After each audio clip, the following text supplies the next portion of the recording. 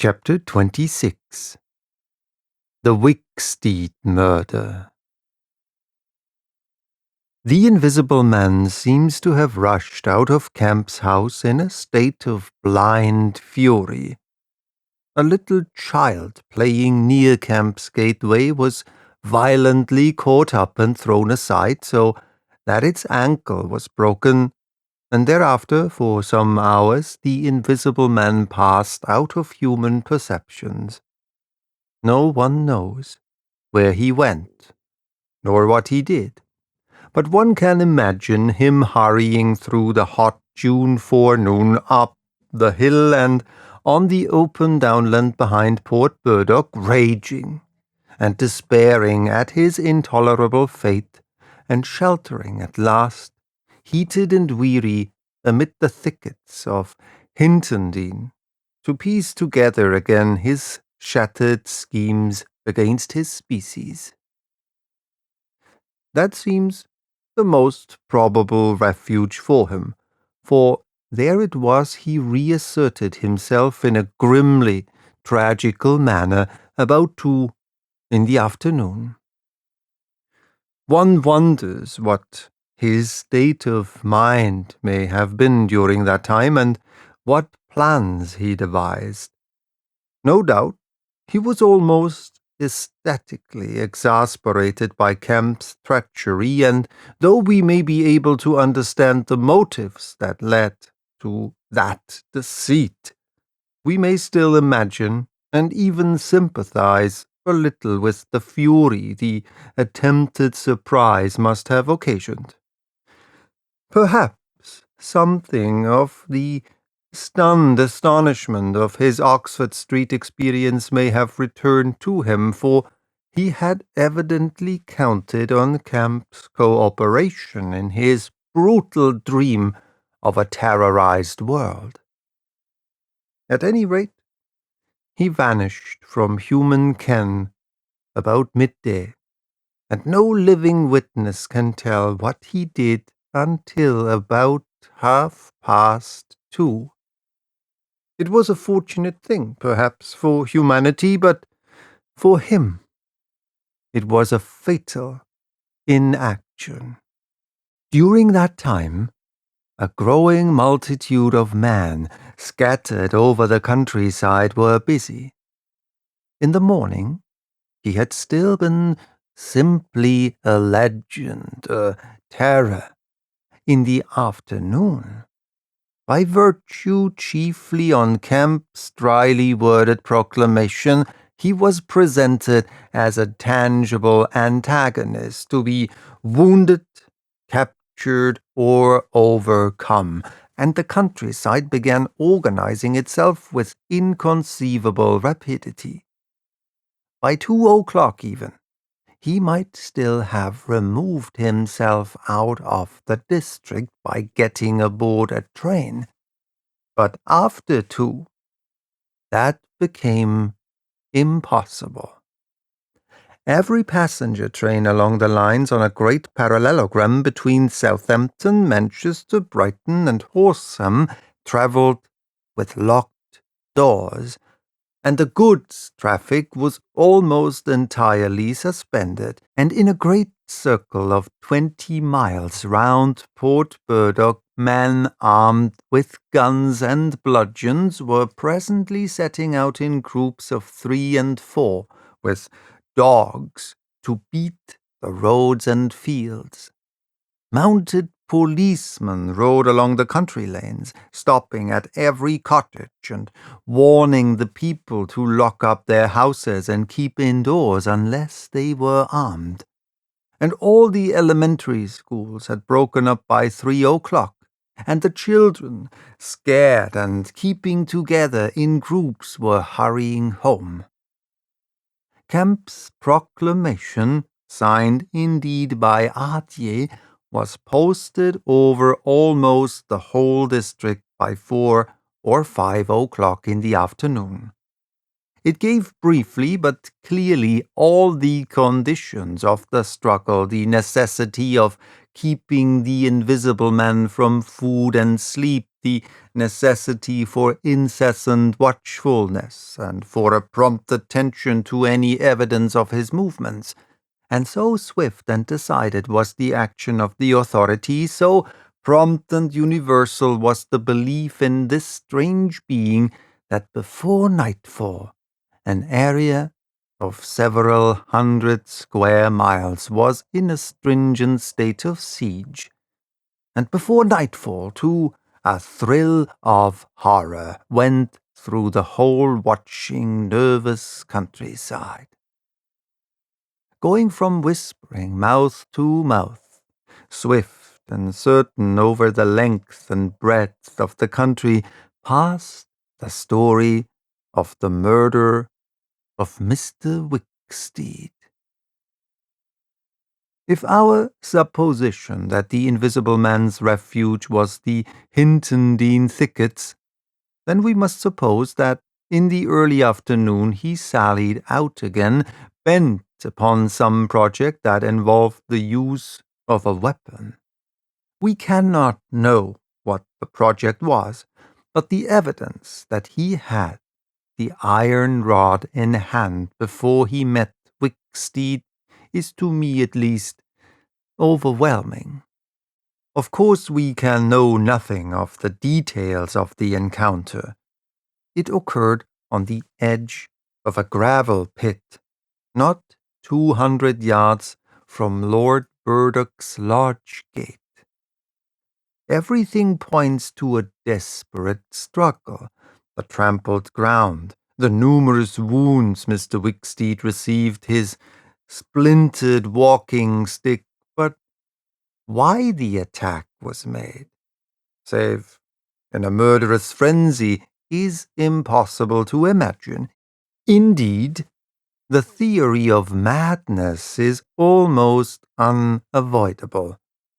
Mr. Wicksteed was a man of 45 or 46, steward to Lord Burdock, of inoffensive habits and appearance, the very last person in the world to provoke such a terrible antagonist. Against him, it would seem, the Invisible Man used an iron rod dragged from a broken piece of fence. He stopped this quiet man, going quietly home to his midday meal, attacked him, beat down his feeble defenses, broke his arm, felled him, and smashed his head to a jelly. Of course, he must have dragged this rod out of the fencing before he met his victim. He must have been carrying it ready in his hand. Only two details beyond what has already been stated seem to bear on the matter. One is the circumstance that the gravel pit was not in Mr. Wicksteed's direct path home, but nearly a couple of 100 yards out of his way. The other is the assertion of a little girl to the effect that, going to her afternoon school, she saw the murdered man trotting in a peculiar manner across a field towards the gravel pit. Her pantomime of his action suggests a man pursuing something on the ground before him and striking at it ever and again with his walking stick. She was the last person to see him alive. He passed out of her sight to his death, the struggle being hidden from her only by a clump of beech trees and a slight depression in the ground. Now, this, to the present writer's mind, at least lifts the murder out of the realm of the absolutely wanton. We may imagine that Griffin had taken the rod as a weapon indeed, but without any deliberate intention of using it in murder. Wicksteed may then have come by and noticed this rod inexplicably moving through the air, without any thought of the Invisible Man, for Port Burdock is 10 miles away. He may have pursued it. It is quite conceivable that he may not even have heard of the Invisible Man. One can then imagine the Invisible Man making off quietly in order to avoid discovering his presence in the neighborhood, and Wicksteed, excited and curious, pursuing this unaccountably locomotive object, finally striking at it. No doubt, the Invisible Man could easily have distanced his middle-aged pursuer under ordinary circumstances, but the position in which Wicksteed's body was found suggests that he had the ill luck to drive his quarry into a corner between a drift of stinging nettles and the gravel pit. To those who appreciate the extraordinary irascibility of the Invisible Man, the rest of the encounter will be easy to imagine. But this is pure hypothesis. The only undeniable facts, for stories of children are often unreliable, are the discovery of Wicksteed's body, done to death, and of the blood-stained iron rod flung among the nettles.